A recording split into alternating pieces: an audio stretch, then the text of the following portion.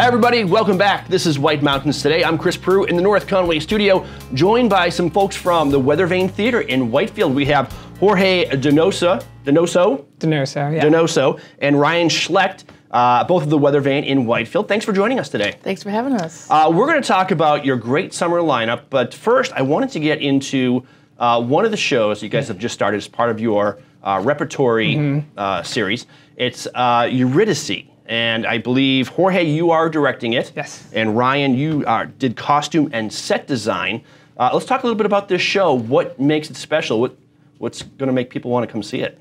Yeah, so I think you sort of hit the nail on the head in saying that it's kicking off our summer rep season. Yep. We did a show earlier this month, $1 Million Quartet, and that was sort of to kick the summer off with a bang, right? Get people knowing that we're here earlier this year, earlier than ever before. And now that $1 Million Quartet is closed, we're starting to open like what we're traditionally known for, which is our summer and fall of like repertory theater. So this first one is Eurydice. It's a play by Sarah Rule based on the old Greek myth. And it's, at its core, it's a really simple story about like human connection, grief, loss, and want. And to me, other than the simplicity of the story, what makes our production so special are the design elements of it. Ryan designed the set, Scout Huff designed lights, Robert Salerno designed sound, along with Ira Kramer, who designed the soundscape. And on paper, it's just a 7-person play, 75 minutes long. Wow.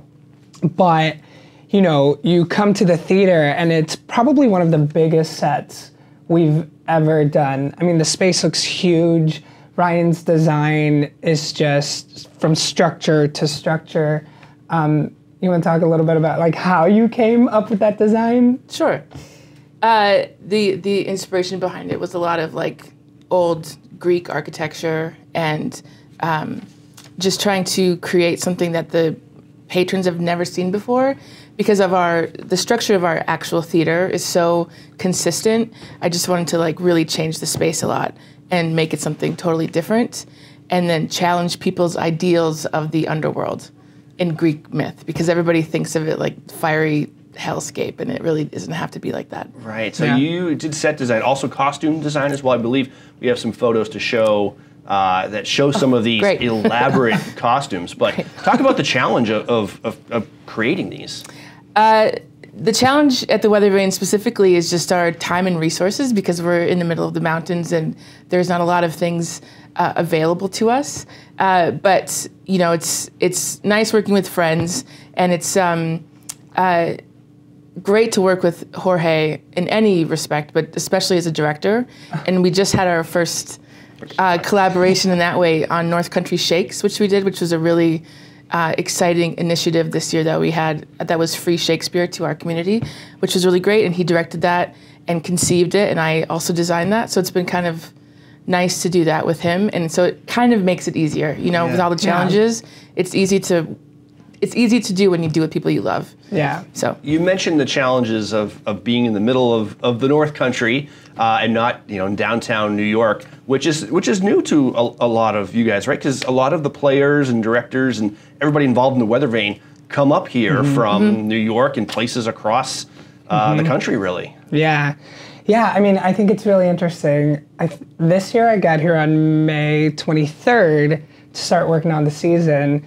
But May 22nd, I closed the last show I was doing in New York. Wow. So I was like getting into the mindset of like packing up, you know, my things, getting in the car, closing the show, driving right up, and like coming to a whole different world, which we know well by now, but working in sort of a different way. But like Ryan said, it makes it a lot easier when it's people you've worked with for years and years and years, and you know exactly how you work together. Right.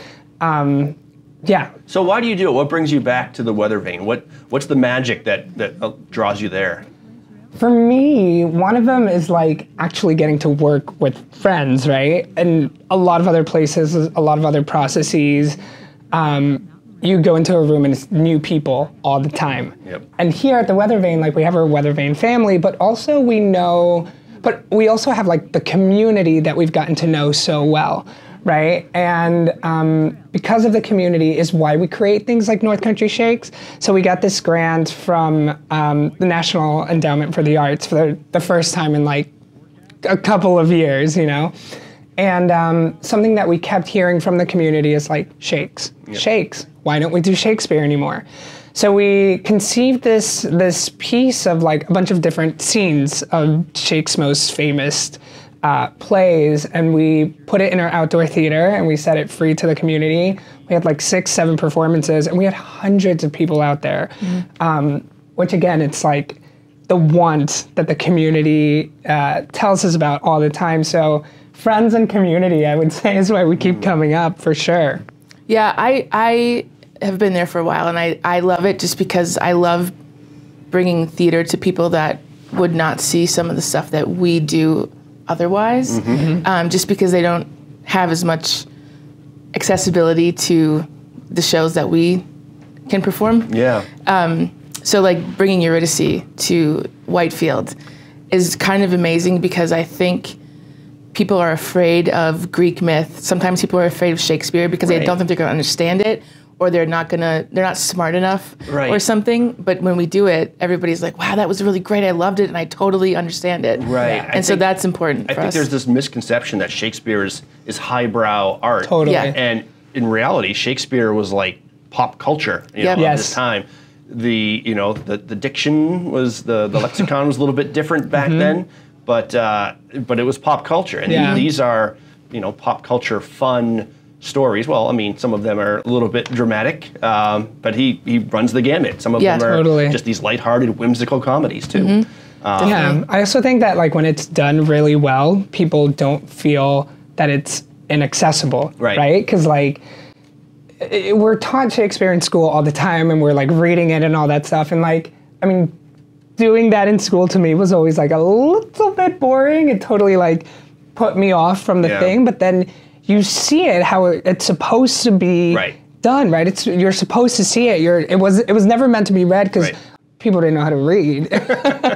But when it's done really well and when it's not taken so seriously, then it's like a different world. Right. And having somebody that can create an environment where you're comfortable learning it or performing it or designing it is important too, because then that just sets the tone for everything else. Yeah. Right. So people can enjoy it. Yeah, you mentioned how you are bringing something to the North Country that some audience members may not get to see, but also we have a lot of vacationers up here who you'll be happy to know that you can still get your excellent theater productions even up here in the Northwoods.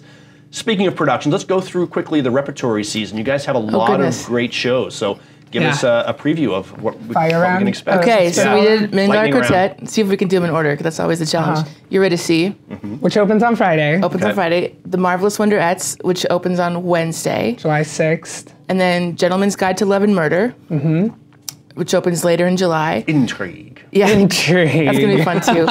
And then we're doing Jesus Christ Superstar. Blood Brothers. This is not going to be in order now. So Blood Brothers, Intimate Apparel, a class act, a chorus line, and that's it. No, we're definitely forgetting something. If that was 9, then we're all set. Is that Matt, 9? what are we forgetting? I don't know. Checking with our director.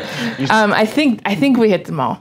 Yeah, I mean, We'll just say yes. It's a hugely blockbuster packed season where like all the shows are gonna feel just like a little bit bigger than the ones before, and we have some new members to our company, but also some like familiar faces as well, just like we do every year, telling these stories. And we're here till October 10th is our last show. All right. So July 1st, this Friday, we open Eurydice, and then we close on October 10th. So and there's something, I mean, literally something for everyone. Right. There's funny, there's dramatic. I think it's really going to be a good season. And you listed the shows in terms of when they open, or at least you tried to. But this is a repertory theater, so these shows are going to be playing interchangeably, for months, so always an opportunity to see the show of your choice. And the best way to do that is to go online and get tickets. And what's the best way to do that? So it's weathervanenh.org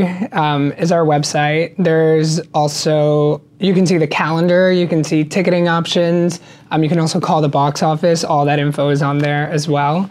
And our social medias too. There's always sales and Yeah. pop-ups and advertise, like just different like flash sales and like news and all that stuff. Oh, we're doing something new this year, which is the very last row of the theater is always and forever this season going to be $19. Oh. So, you know, if it's a new show that maybe you aren't very familiar with the title and you don't want to spend, you know, a full ticket price, take advantage of one of those $19 tickets. Come see the show. Might turn out to be one of your favorites. Fantastic. You know? I have not seen a show in person yet at the Weather Vane. I will make it this summer, and my plan is I'm going to combine it with maybe like a pre-show cocktail at the Mountain View Grand Hotel. Oh, nice. Because it's right there. So that's my plan, and a good I'm idea. looking forward to it. Now I just have to decide on which show to see. Well, there's 9 to pick from. You could just come see all 9. All right. Jorge Donoso and Ryan Schlecht from Weather Vane Theater in Whitefield, thank you for joining me today. Thanks so much. And we'll see you soon. You're watching White Mountains Today.